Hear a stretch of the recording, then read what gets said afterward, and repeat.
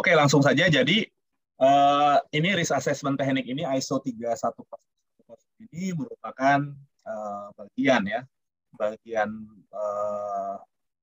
kerangka detail ya, kerangka yang lebih detail dari ISO 31000 ya. Kerangka manajemen risiko versi ISO 31000. Nah, jadi di sini saya coba sajikan. Jadi saya akan bahas sekilas ya, karena saya pengantar ya. Jadi saya kayaknya nggak enak kalau langsung teknik ini, teknik itu gitu ya. Jadi saya mulai akan bahas sekilas tentang ISO 31010 ya, SNI, IEC 31010/2019 ya, Standar Nasional Indonesia ya, 31010/2018. Nah, sekilas saya bahas itu, baru nanti saya langsung masuk. Nah, jadi kalau saya hitung tuh kurang lebih ada sekitar 41 jenis teknik ya di situ ya. Nah, dengan keterbatasan waktu saya, mohon maaf sekali lagi ya, cuma 3 jam saya bisa ikut sharing ke Bapak Ibu di 2 hari ini. Nah, saya coba buatkan pilih ada 9 gitu. Nanti mungkin saya dengan Pak Lando kami udah diskusi, nggak mungkin lah kita bisa bahas semua ya, tapi kita akan coba ya straight to the point aja, poin inti-intinya saja. Tapi model slide saya lebih banyak saya saya ambil seperti apa adanya di SNI IEC 31010 ini ya. Kemudian saya berikan highlight ya, kata-kata kuncinya, jadi semakin mempermudah bagi kita untuk mempelajari. Dan contoh-contoh juga nanti saya tidak sempat semua maksud saya. Tapi yang saya sudah sempatkan untuk siapkan bahan untuk contoh, nanti ada analisis resiko kupu, kemudian value at risk saya gabung dengan Monte Carlo simulation, kemudian analisis Bayesian juga saya ada, kemudian cost benefit analysis itu juga saya ada contoh, terakhir juga game theory. Hampir semua lah boleh dibilang ya, hampir semua saya sudah siapkan. Oke, jadi kita mulai saja dari bagian pertama, yaitu sekilas tentang SNI 31010/2019 ya. Jadi standar ini intinya memberikan panduan tentang pemilihan dan penerapan berbagai teknik ya. Intinya akan membantu kita untuk memahami risiko, Bapak Ibu ya. Jadi mungkin secara garis besar kalau kita bicara kerangka kan ada risk governance ya, ada risk infrastructure dan risk management process gitu ya. Nah, di risk management process ini Anda Bapak Ibu sudah familiar dengan risk register ya. Dari mulai kita bicara scope dan konteks ya, kemudian Anda bicara sasaran, proses untuk mencapai sasaran ya, kemudian ada namanya asesmen risiko ya, identifikasi, pengukuran, penanganan sampai dan seterusnya gitu. Nah, di sini kita akan diberikan bantuan untuk khususnya proses ya. Jadi standar SNI 31010 ini membantu Anda memahami proses ya. Jadi lebih rincinya teknik ini digunakan pertama ketika kita butuh pemahaman lebih lanjut ya. Kalau dibutuhkan pemahaman lebih lanjut tentang apa itu risiko ya, atau risiko tertentu. Yang kedua, ini teknik ini dibutuhkan kalau kita mempunyai opsi ya, yang masing-masing melibatkan risiko yang perlu dibandingkan atau dioptimalkan. Ya, jadi ada banyak situasi yang contoh kedua ini. Ya, misalkan ada risiko, kemudian penyebabnya lebih dari satu, ya, dampak lebih dari satu, ya, kemudian nanti alternatif penanganan juga lebih dari satu. Nah, di sini nanti Anda akan lihat di sana. Ya. Yang ketiga, teknik ini digunakan dalam proses manajemen risiko yang mengarah pada tindakan untuk memberikan perlakuan risiko. Ya, pada akhirnya risk treatment ya, perlakuan risiko itulah yang akan kita optimalkan ya. Jadi sehingga kita butuh guidance, dan guidance-nya ada di 31010 gitu. Jadi teknik ini digunakan dalam langkah-langkah penilaian risiko ya. Atau bahasa Inggrisnya adalah asesmen risiko ya. Itu asesmen risiko itu adalah identifikasi, analisis dan evaluasi. Seperti yang dijelaskan dalam ISO 31000. Dan secara lebih umum setiap kali terdapat kebutuhan untuk memahami ketidakpastian dan dampaknya. Jadi dengan ISO 31000 Anda sudah punya guidance khususnya proses manajemen risiko yang sudah runut ya, terstruktur. Nah, setelah Anda punya itu, Anda mau lebih mendalaminya, disinilah baru Anda masuk ISO 31010 ya. Oke, kita akan bahas lebih detail terkait dengan proses ya Bapak. Ini adalah bagian dari proses. Jadi kalau di kerangka ISO itu kan di ISO 31000 itu kan ada kerangka, ada prinsip ya, Ada kerangka, ada prinsip, dan ada proses. Nah, ini adalah prosesnya. Jadi prosesnya dimulai dari komunikasi konsultansi, kemudian scope, konteks, kriteria, kemudian asesmen risiko. Ya, asesmen risiko itu terdiri atas identifikasi, analisis, dan evaluasi, kemudian perlakuan risiko, kemudian monitoring dan review, dan recording and reporting. Anda udah familiar lah ya, ini ISO 31000 versi 2018 ya. Anda lihat ada sedikit update di sisi scope dan kriteria ya. Kemudian ada update sedikit di recording and reporting. Nah, sekarang kita masuk lebih detailnya ya. Apa saja teknik-teknik yang dibutuhkan. Jadi intinya ada 41 teknik dalam ISO 31010 ini dibutuhkan dari mulai proses yang ini, scope, konteks, kriteria, risk assessment, risk treatment, sampai dengan recording and reporting. Ya. Jadi Anda cukup pahami apa saja yang ada, nanti dalam prakteknya gunakanlah sesuai kebutuhan ya, on a need to know basis. Jadi tidak perlu Anda memahami semua gitu, tapi yang Anda perlukan adalah Anda familiar bahwa di dalam ISO 31000 itu ada namanya ISO 31010 yang merupakan perincian untuk kita membantu Anda dalam proses asesmen ini ya. Kita mulai dari yang pertama ya, ada teknik untuk yang namanya memahami pandangan ya, teknik yang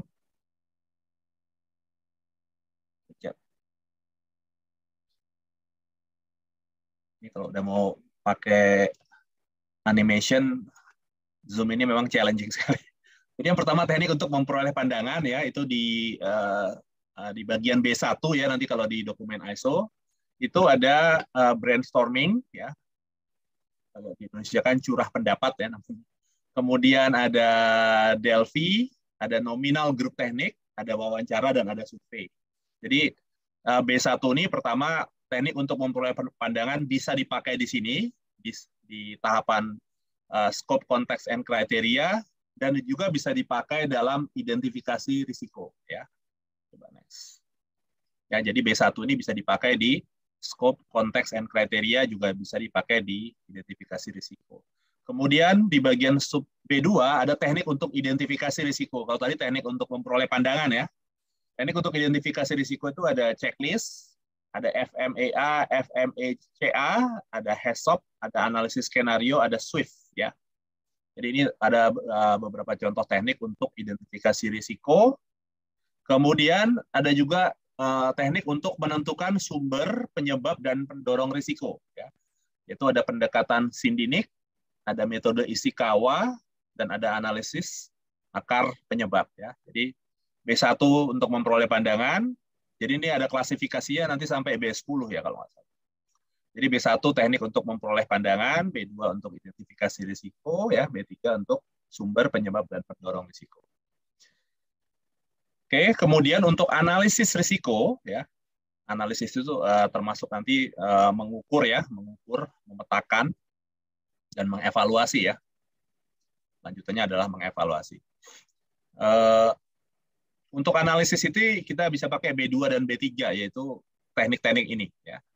B2 dan B3. Selain itu, kita juga pakai teknik untuk menganalisis pengendalian, yaitu contohnya analisis dari kupu-kupu, HACCP, dan LOPA. Ya. Saya tidak panjangkan singkatannya, biarkan saya berikan porsi ini buat Pak Lando. Ya. Jadi saya hanya fokus ke bagian saya. Kemudian di bagian 5, teknik untuk memahami konsekuensi dan kemungkinan. Nah, di sini saya akan ambil banyak. Contohnya adalah analisis Bayesian, ada jaringan Bayesian, analisis dampak bisnis, ya, atau business impact analysis. Ada analisis pohon kejadian, ada analisis pohon kesalahan, ada analisis sebab konsekuensi, ada analisis Markov, dan ada simulasi pembentukan. Kemudian B6 ini masih bagian analisis risiko. Jadi di bagian analisis risiko kita punya banyak pilihan ya, B2, B3, B4, B5, B6. Teknik untuk menganalisis dependensi dan interaksi. Ya. Ada causal mapping, ada cross impact analysis. Kemudian untuk B7 ya, teknik yang memberikan ukuran risiko, ya, ada toxic toxicological risk assessment untuk yang lingkungan ya, ada analisis dampak perlindungan data, ada value at risk dan ada conditional value at risk. Kemudian untuk evaluasi risiko tahapan berikutnya Anda bisa pakai B1 lagi ya, dan B8. B8 adalah teknik untuk mengevaluasi signifikansi risiko ya, ada LARP, ada S-FAIR-T ya. Ada frekuensi number diagram, ada bagan Pareto, ada reliability centered maintenance, dan ada indeks risiko. Kemudian B9 adalah, bentar saya harus geser-geser lagi nih. Geser-geser lagi di tool saya. Teknik untuk memilih di antara opsi, ada cost benefit analysis, ada decision tree, ada game theory, dan multi criteria analysis. Untuk risk treatment, ya, untuk perlakuan risiko setelah Anda evaluasi, Anda melakukan perlakuan risiko itu Anda bisa pakai B4 ya. B4 itu adalah apa tadi? Teknik untuk menganalisis pengendalian, atau B8 itu teknik untuk mengevaluasi signifikansi risiko. Baru terakhir untuk recording dan reporting ya. Ada teknik untuk perekaman dan pelaporan, itu ada namanya risk register, ada consequence likelihood matrix. Nah, risiko ini sedikit catatan dari saya, peta risiko itu sebenarnya merupakan teknik untuk pelaporan ya. Hati-hati, bukan teknik untuk analisis ya, jangan sampai salah. Ada S-curve dan ada bow tie. Nah, untuk sesi saya pagi ini saya cukup ambisius ya. Jadi saya pilihkan ada 9 ya. Saya akan bahas 9. Untuk yang B1 saya pilih teknik Delphi. Oke. Untuk B2 saya tidak bahas ya, B3 saya juga tidak bahas karena udah diwakili B1 ya, identifikasi. Nah, saya banyak bahas berikutnya di B4 ya. B4 saya akan bahas kutai, jadi analisis resiko kupu-kupu ya, Delphi, resiko kupu-kupu. Kemudian di B5 saya banyak nih analisis Bayesian, analisis dampak bisnis, dan simulasi Monte Carlo ya, 5. Kemudian di B7 saya bahas value at risk. B8 saya bahas bagan Pareto ya, 7, 2 lagi. B9 saya bahas tentang cost benefit analysis dan game theory. Nah, jadi sementara ini dulu Bapak Ibu ya. Saya silakan kesempatan kalau ada bertanya ya, sambil saya tetap lanjutkan penjelasan ya. Kalau mau bertanya boleh chatting, boleh potong juga boleh.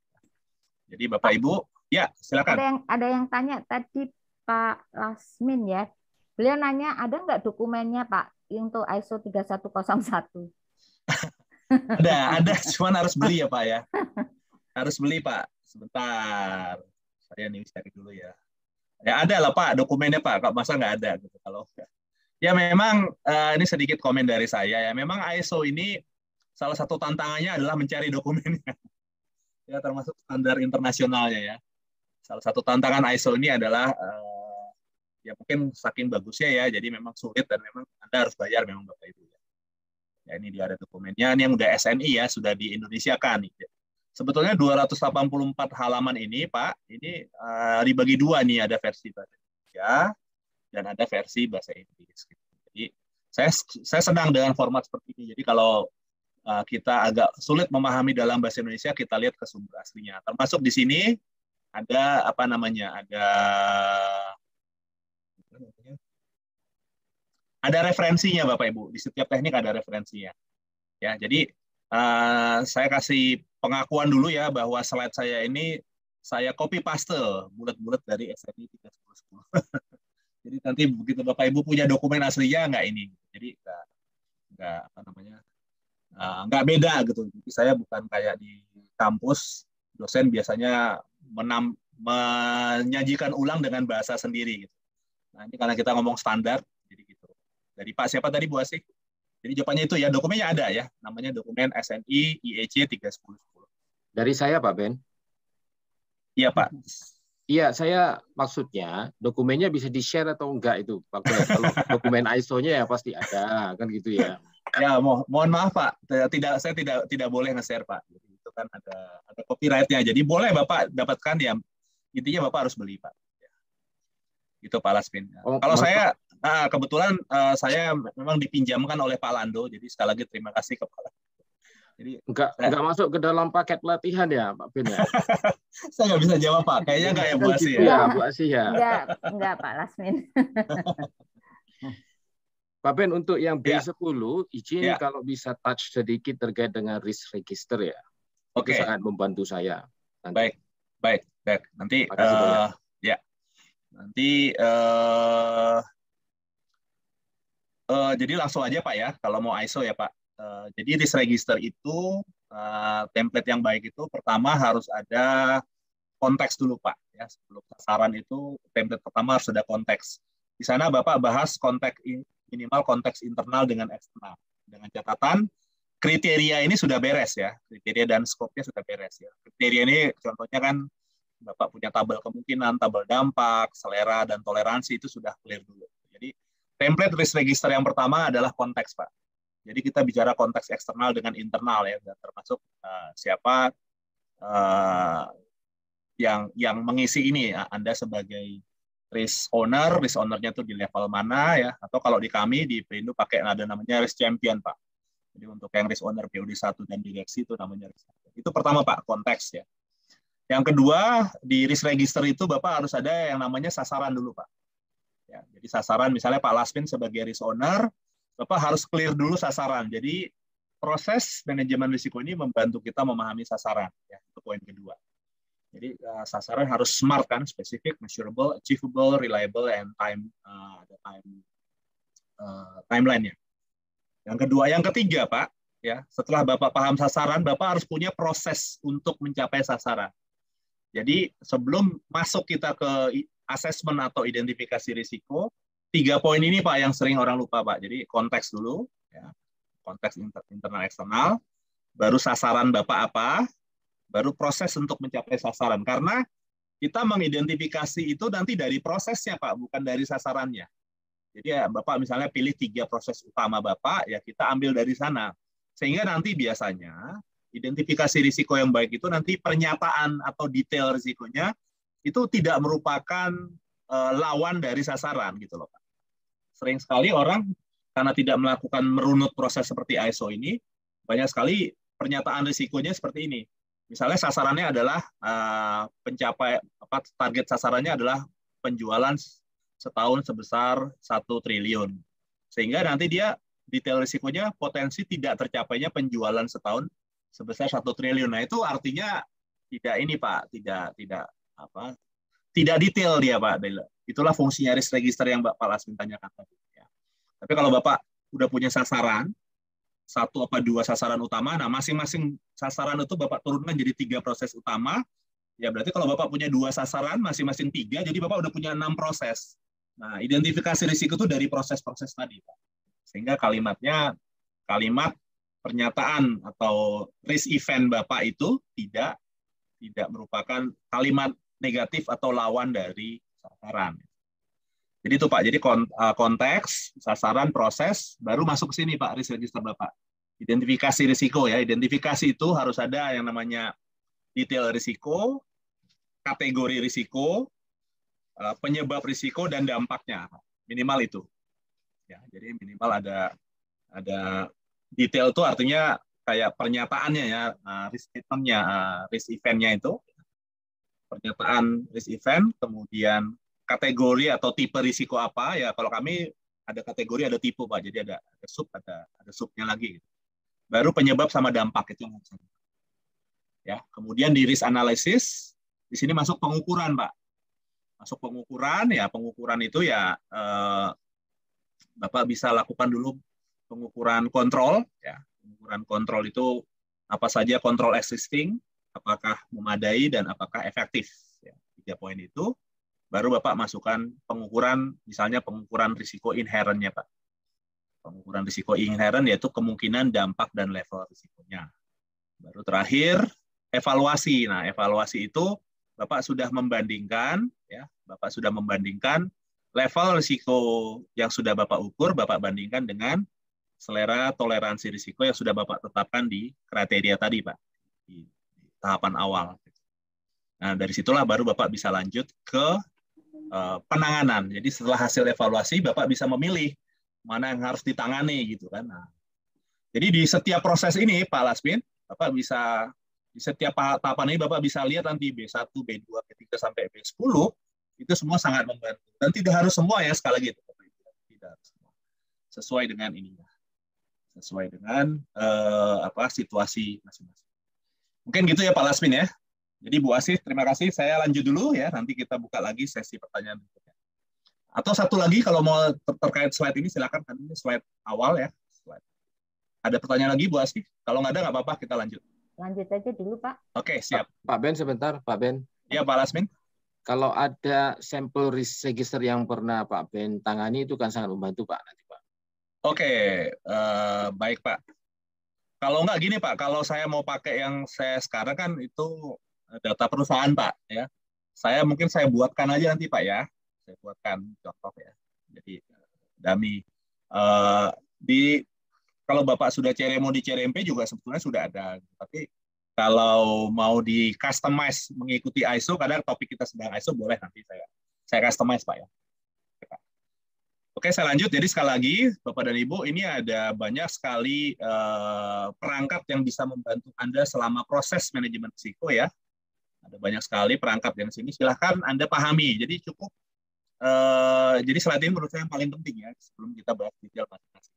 Ya, jadi bahwa si ISO ini sudah membagi menjadi 10 ya, ada 10 subkriteria teknik ya. Jadi teknik untuk bicara pandangan saja, teknik identifikasi risiko, teknik menentukan sumber penyebab dan pendorong atau risk driver ya, teknik untuk menganalisis pengendalian, teknik untuk memahami konsekuensi dan kemungkinan. Favorit saya B5 Bapak.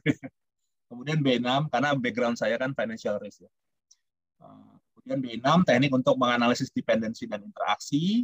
Kemudian B7 teknik untuk memberikan ukuran risiko. B8 teknik untuk mengevaluasi signifikansi risiko.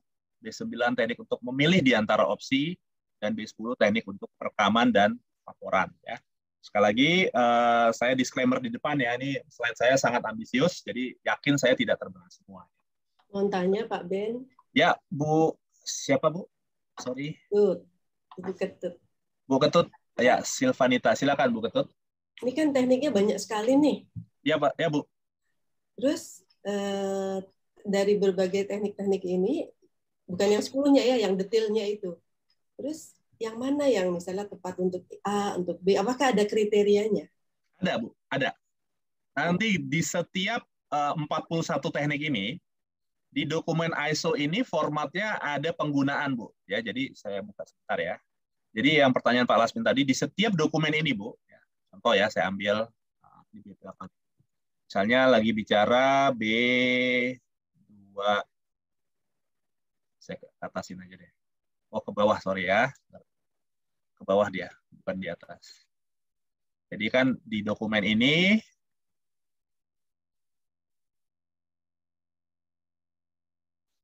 nah ini kan ada 41 ini ya Bu ya. Nanti di perinciannya ada Bu. Jadi misalnya yang pertama, teknik yang dibahas pertama itu adalah teknik tentang brainstorming ya. Gambaran umumnya apa itu teknik itu, penggunaannya gimana Bu? Ini ada Bu.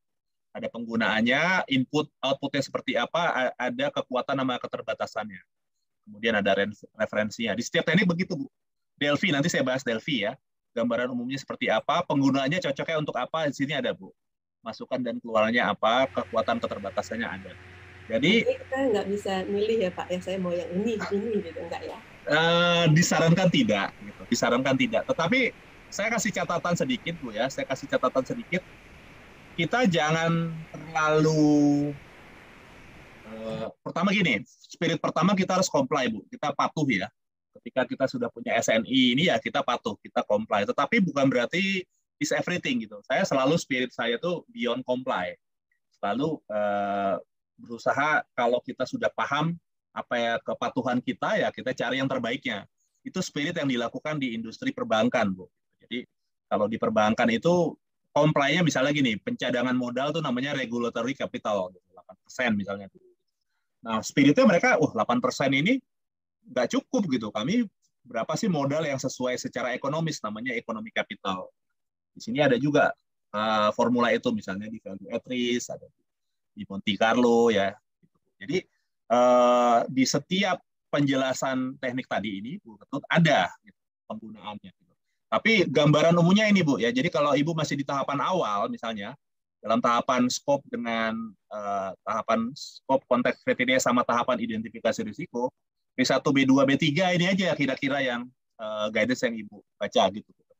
Nanti begitu di sini kita sudah lewat, sesuai risk register Pak Lasmin tanyakan tadi, begitu masuk kita ke analisis risiko, misalnya ngomong kontrol atau pengendalian, ini B4 ini. B4 ini paling disarankan ini, paling general soalnya analisis spesifik kupu-kupu ya. Di sini ada penyebabnya, yang disimpul kupu-kupu adalah risk event-nya, di sisi kanannya adalah konsekuensinya. Kemudian nanti baru ada masuk kontrol kan, ada preventif, ada reaktif ya, dan sebagainya. Itu ya Bu Ketut ya. Jadi betul yang Ibu bilang tadi ya, saya di scope tapi mau pakainya decision tree gitu. Ya silakan aja kalau pas gitu. Tapi setahu saya ISO ini kan udah kumpulan para praktisi, para akademisi, para ini juga ya pengamat ya. Jadi mereka memang sudah ada komitenya Bu ini di Inggris, Prancis sana itu ya, di Eropa sana itu mereka sudah ada komitenya. Jadi mereka mencoba memudahkan kita gitu ya. Untuk di setiap tahapan proses ini kita punya guidance gitu. Baik, terima kasih atas pertanyaannya.